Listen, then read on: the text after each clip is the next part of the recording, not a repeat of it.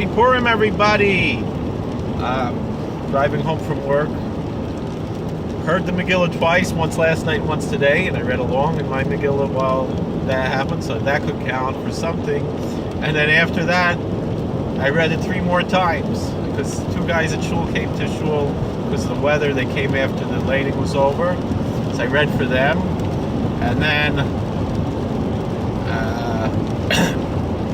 somebody, and then there was somebody in a special unit at work. I had to read for him, and then for the population at work. So I'm doing well, Baruch Hashem. So here we are. It's a very holy day of Purim.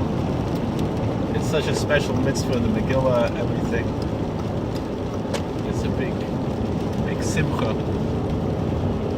And I was, it was so nice to be able to give chizik to Yidden who are in a difficult situation.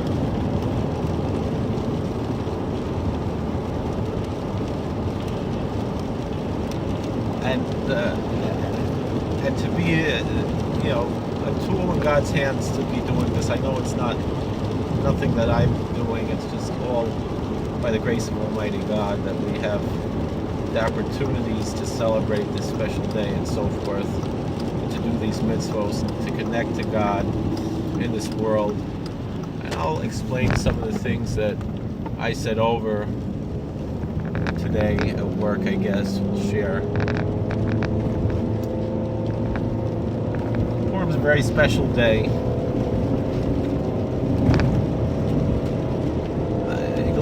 You'll excuse me if these things are on a low, on a simple level, basic level.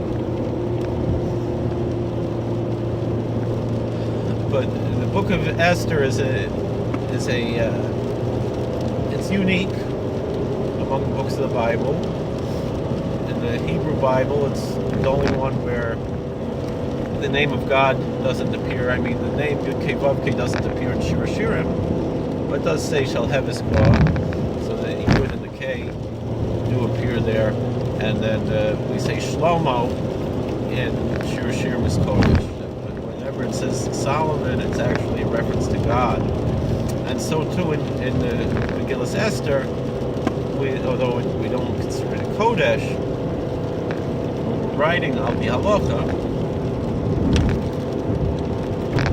but we say Hamelech Stam. Just says the king, it doesn't say King Ahasuerus. I think that's the Ahasuerus in English. They might say Xerxes.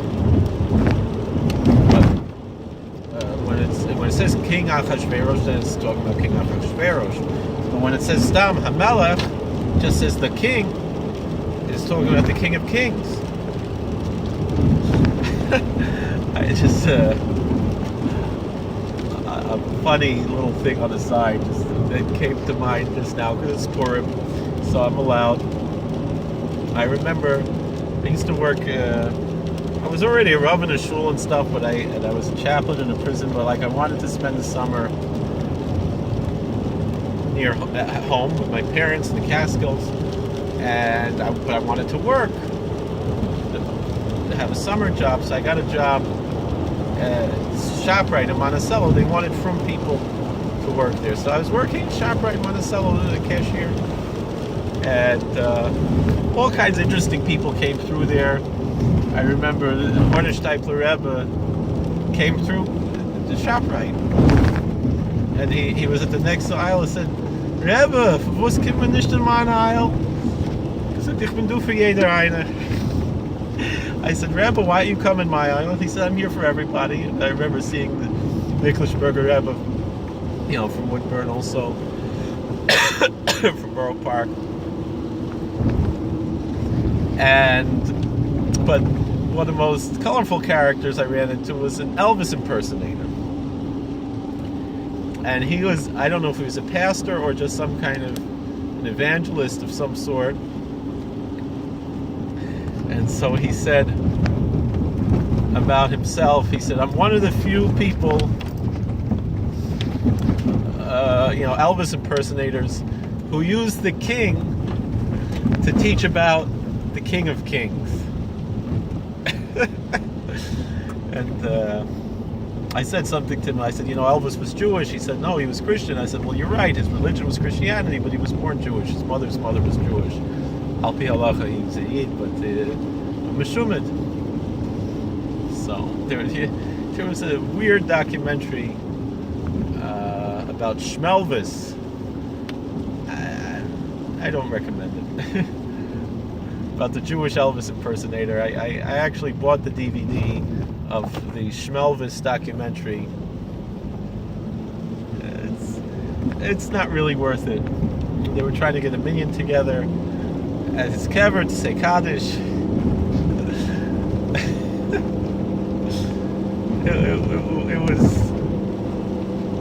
I was not impressed by this documentary.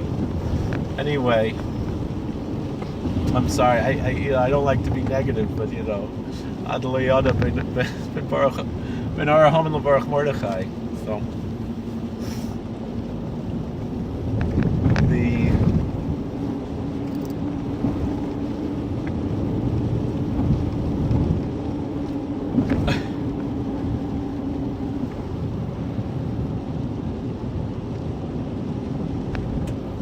so a special day. Got to do mitzvos today. Shalach manos and Tanis Levionim and Purim. I actually washed already today, so I guess I'm good. And I didn't drink yet, though. I didn't even eat any fish yet either. So we'll have a nice Suda when we get home and eat kreplach. But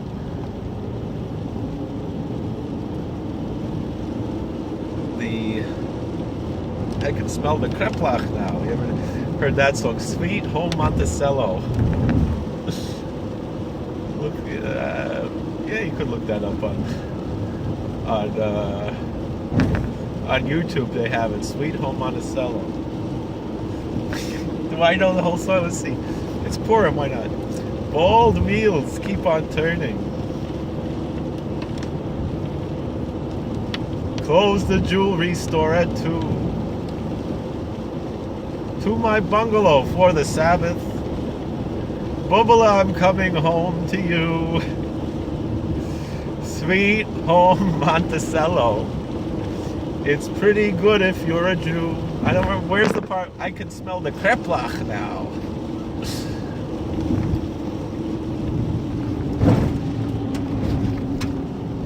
Sweet Home Monticello. Go to the track and never bet. With the black hat and overcoat. It's July, but we don't sweat. Hey, speak for yourself. In Liberty, they love the rabbi. Oi, oi, oi, I heard he did a bris or two. Yes, he do. Keeping kosher does not bother him. Would a pig roast bother you? Tell me, Jews. I don't remember the rest of this. Listen, we fill up before we get there, because Arabs own the filling station. Hey, Moshe, look, it's Arafat. Haha, fooled you again. Alright, that wasn't very good. I don't know. Weird Al's pretty fly for a rabbi. That's I have a video of that, don't I? And all the goyim say he's pretty fly for a rabbi. Alright. So Purim.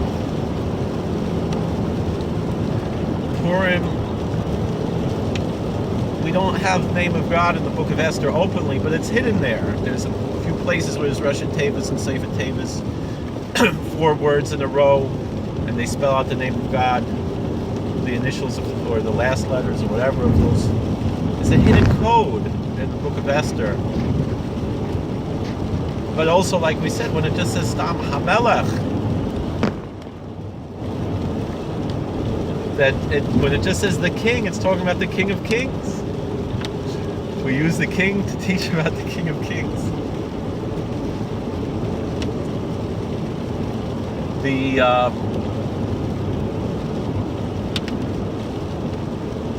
And I mentioned also the following. These are all things I remember hearing years and years ago, at these beginner type things, but it's good stuff. Esther, her Hebrew name was Hadassah, right?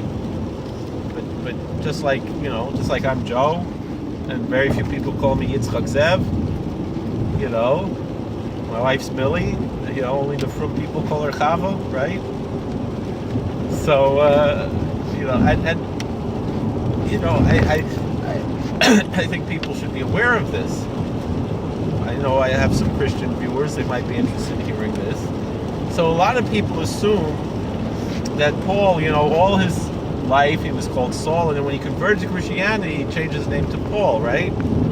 And and most likely that's not true. Most likely Paul was his Greek name, and Saul was his Hebrew name, and even back then people had a Hebrew name and a Greek name, and people had a Hebrew name and a Persian name in ancient Persia, in ancient Babylonia, the same thing. All of Daniel and his friends all had Babylonian names, Shashach, Hadrach, Meshach, and Abednego, right? So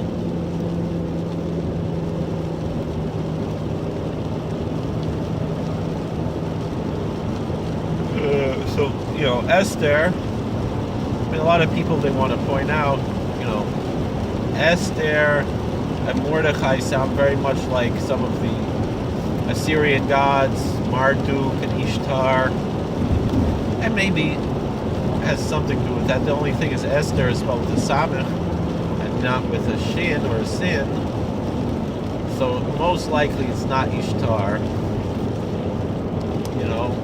and the same thing, Mordechai, we say, Mordror, the sweet myrrh.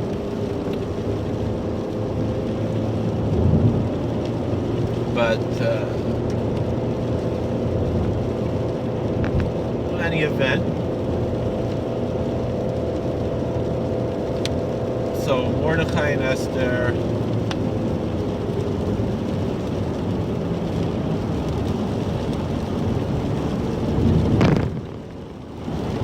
all right, so those were Persian names, but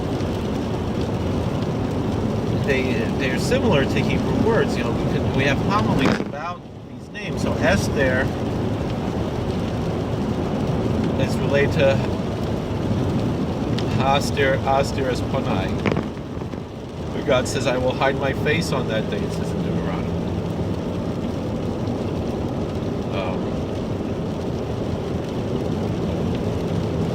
That the face was hidden, meaning the face of God is hidden. But we always traditionally call this book Megillas Esther. The word Megillah we find in Scripture, we find in Zechariah to refer to a scroll. But Megillah, which means a scroll, sounds like Megalah, to reveal something. So Megillas Esther means to reveal that which is hidden. And like, Rabbi Tatz talks about world mask. We wear masks on Purim. The whole world is a mask. The whole world is hiding the face of God.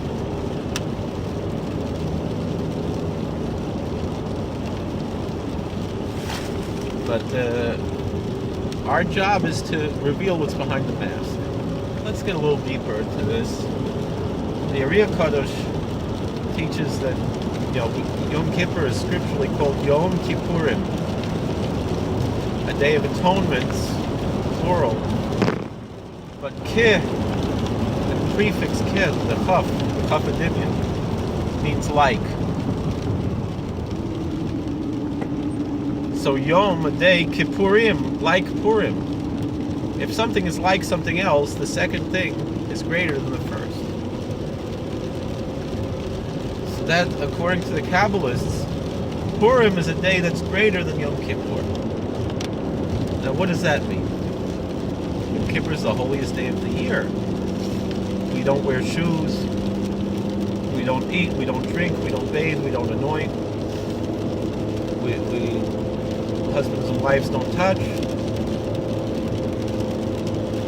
We're angels. We're in heaven.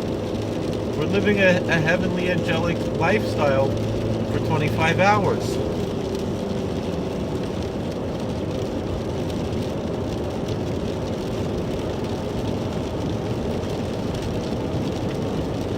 It's interesting, on Tisha B'Av we do the same things, but that's a day in hell. Heaven and hell are the same place, right? Remember we spoke about that?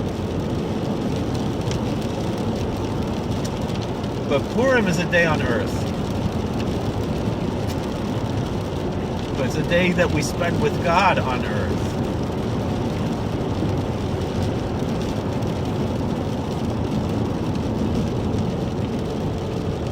It's a day that we experience together with the Almighty. We celebrate on earth.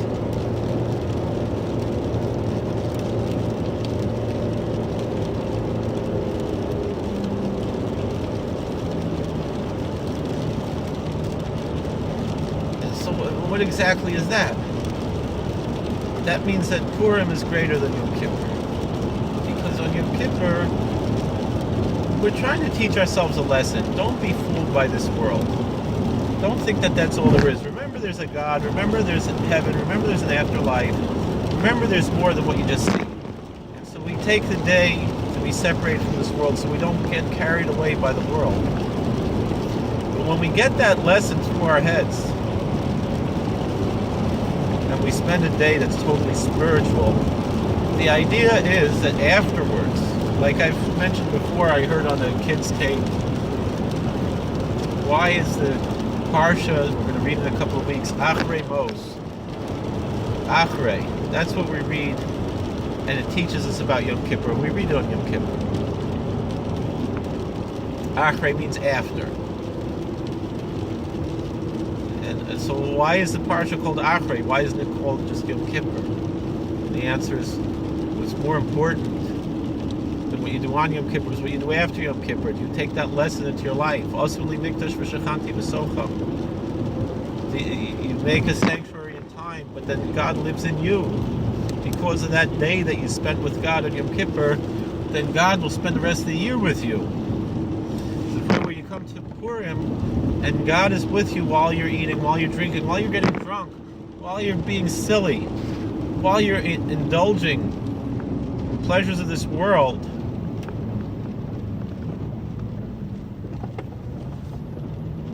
While you're engaging in that,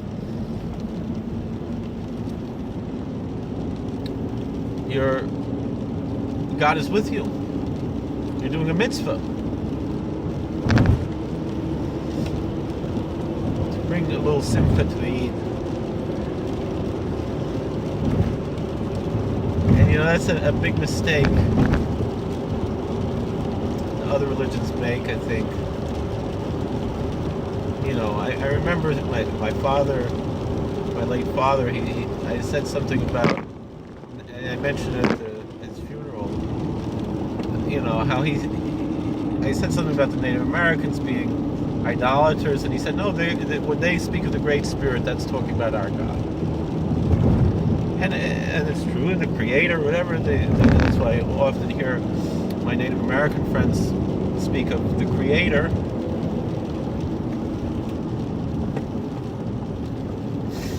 But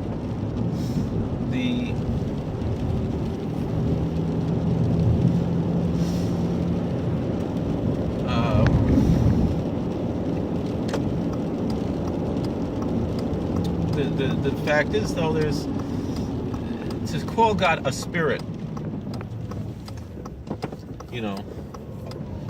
again, I think in the Algonquin language, they say Gichi Manitou, the Great Spirit, and there were Bible translations that used that to refer to God. Into the Bible translations of the Algonquin language, it said Gichi Manitou. But it's so too, I mentioned Paul already, so we can mention again, It says in the book of Acts that when he saw all the idols that the Romans worshipped, he said, "You're making a mistake, because God is a spirit, and those who worship him serve him in spirit and in truth." Right? And again, that was the lesson he was trying to give to those people in that time who were pagans. But the thing is, I've met pagans who also say that they believe that there is an ineffable divinity that's the unity, and that's the creator, and that it's just the manifestations that are different as in different cultures. But there's, ultimately one divine. It's like my late Aunt Ray said, she remembered hearing from a philosopher, and it's the whole thing that, God created man, but then man created God. But the thing is I don't think it's so much that man created God, because, recognizing that the divine does reach out to human beings. We do believe in prophecy, and so it's false to say that man created God, except when we have mistaken ideas about God. But when we have, and the truth is, none of our ideas about God are really fully true about his essence, because he's ineffable and unknowable. But we can have a relationship with him that we can know through, in Judaism we say, through the Torah and the mitzvos, that he spoke to us in the Torah and through his prophets. And in the Torah we were given commandments to follow, and by following those commandments we live in a relationship with the Creator. But we have to understand, but the point that I want to bring out here is something much different. And again, the mistake that as in the eyes of Judaism, those who believe that God is a spirit and that's his essence. I mean, the truth is, even Christians with their idea of the Trinity, the idea of God the Father is not a spirit. They speak of the Holy Spirit. That's the Spirit, but that is a manifestation. And again, within Christianity, there are different theologies about what the Trinity actually is. Are these three co-equal branches of government? What exactly is it? But in Judaism, we have a simple unity. God is, was, and will be in perfect unity.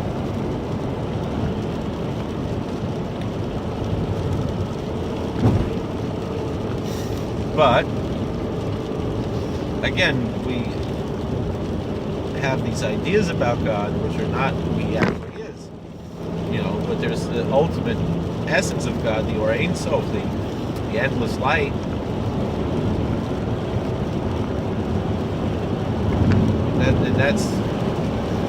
And it's unknowable, infinite.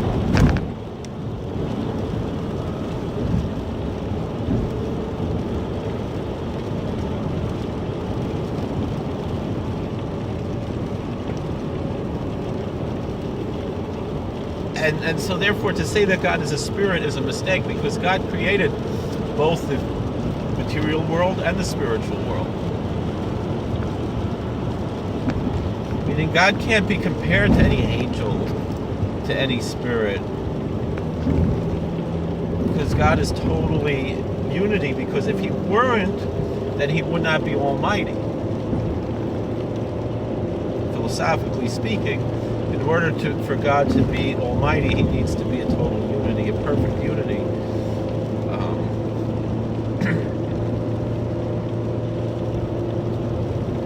In his essence and his being. Again, how he manifests himself to us, that's something else, but that's not who God is. That's just a manifestation. The Shekhinah, the divine presence, is not God. We don't worship the Shekhinah.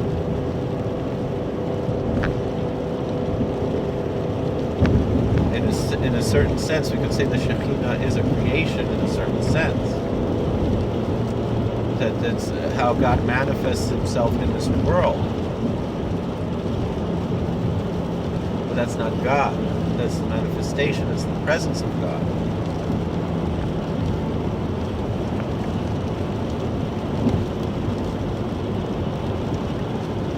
But we unify because everything essentially is made out of God.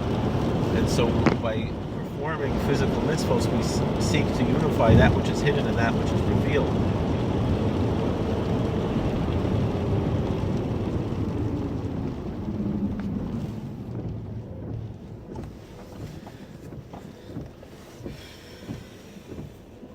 That being said, I don't want to say that all the time. Maybe I should stop saying. Does it bother people? I always say, with that being said. I just realized that. That's something I say a lot. But the manifestation that we have of the Shekhinah and the things, whatever. God transcends everything. He transcends time. He transcends space. He transcends the material. He transcends the spiritual. And yet He surrounds all worlds, but He fills all worlds. You know, the idea that the Pisetzner brings out in Mavei Yesharim is that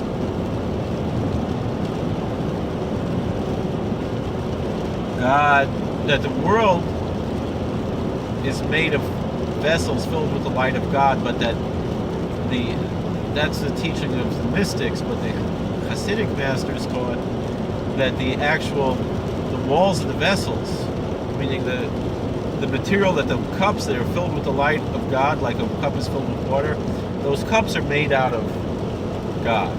Everything's made out of God. Everything is made out of God. God made everything out of Himself. But that doesn't mean everything is worthy of worship. You know. And also that doesn't mean that that's all there is. You know, that's a big mistake that many of the pantheists make, is that all there is the known universe, and that is the divine. But the way I've heard it explained by Usher Wade, Zolkazun Zion, is that you can imagine a sponge in the middle of the ocean, and the water fills the sponge and surrounds the sponge. And the sponge is practically insignificant compared to the ocean. And so the heretical pantheist would think all there is the sponge and the water that fills the sponge, permeates the sponge. But the Hasidic philosophy is no, there's a whole ocean around the sponge, and that's not even, and it's infinite. It's not even, an ocean is finite, but God is truly infinite.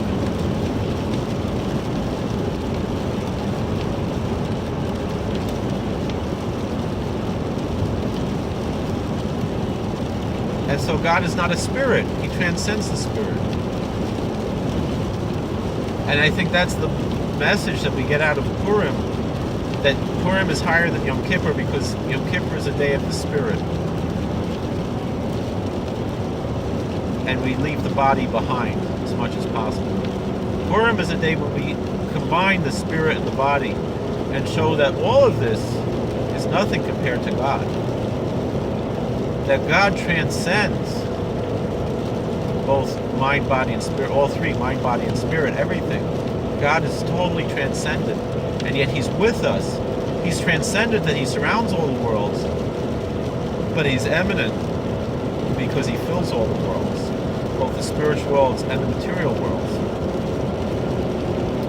And so God is here with us when we drink on Purim. Nichnas yain v'yetzeso, the Jew, when he drinks on Purim. I mean, I was amazed the first time I saw a real Purim Suda. I think it was by Rabbi Weinberger, who lived there, before he built the shul, when they were still in the house. And, you know, the shtibel, he never called it a shtibel, I don't know why. And what went on there by the Suda, seeing Ben Sioni get drunk. And be quoting Chazal, and Sifrei Chasidus, and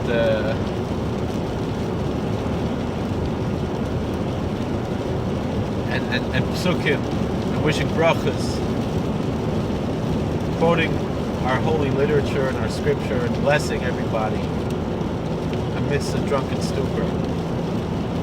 Totally different from what I remember other people when they get drunk and they become lewd or angry or violent. And for us, we become happy, holy. And it's not for all year long. But on Purim, we demonstrate everything is for God. Everything. There's no place empty of Him.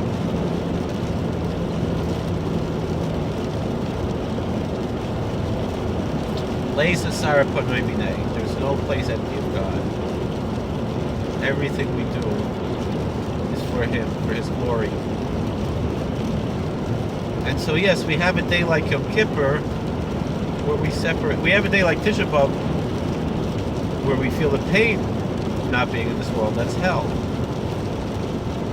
We have a day like Yom Kippur where we feel the pleasure of not being in this world. That's heaven. But the higher level is Purim, where we have a day where we feel the pleasure of being in this world.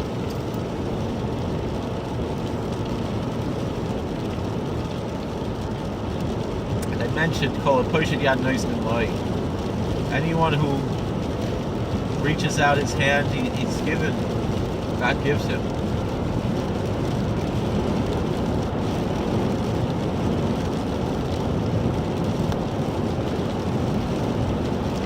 So we give to God, and He gives back to us. Whatever, and whoever asks on Purim, they receive. Ask and you shall receive, right? So Purim, so too. It's a day that we're supposed to ask and we'll receive. And so I remember a story that Rabbi Fishman told a few times, that there was a boy in a yeshiva who wasn't doing so well. So he davened, Rebbeinu Shalom, help me to learn. I want to be able to learn.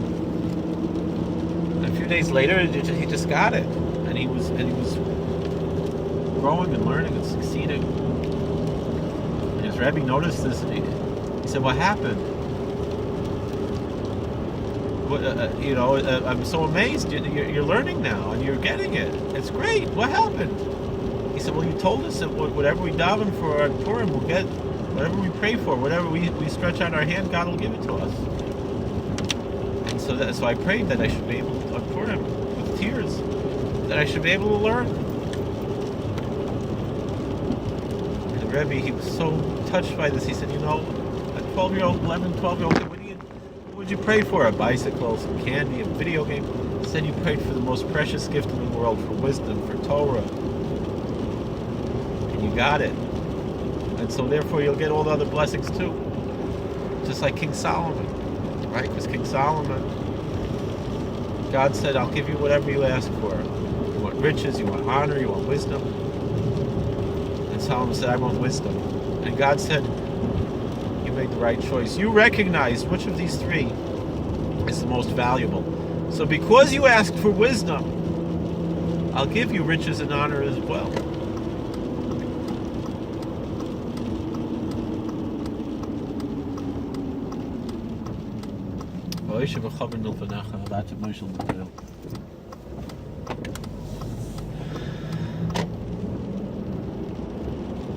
Right after that pasuk, there's in the davening, Pesukei de Zimra, there's the pasuk Va'ata Hashem Elokim Hashem Elokim. All words we talk about it. It's Shmei Shemayim T'mechayes Kulam Mitzvah Shemayim L'Chamishtachvim. Right, that God, He's the God in the heavens, and the earth, and the seas, and all that filth and everything, heaven of heavens. And you give life to everything, and all the hosts of heaven worship you. And Rabbi Nachman says in Likutei Moharan, at that point in the davening, you can daven for whatever you want. It's a shtickle Purim every day. So in Purim, Alachas Kama B'chama, and Shushan Purim is also Purim. Shushan Purim is the real Purim, that's the Purim of Yerushalayim. That's the main Purim in heaven. Yerushalayim Shel Ma'ala. So when we celebrate this day of Purim, actualize all the materialistic things in the world, to combine them with the spiritual things, and to recognize that God transcends it all. And yet, He's transcendent, and yet He's immanent. He's there with us while we celebrate. There's the point where the infinite and the infinitesimal meet. To God there is no zero. Remember the incredible shrinking man?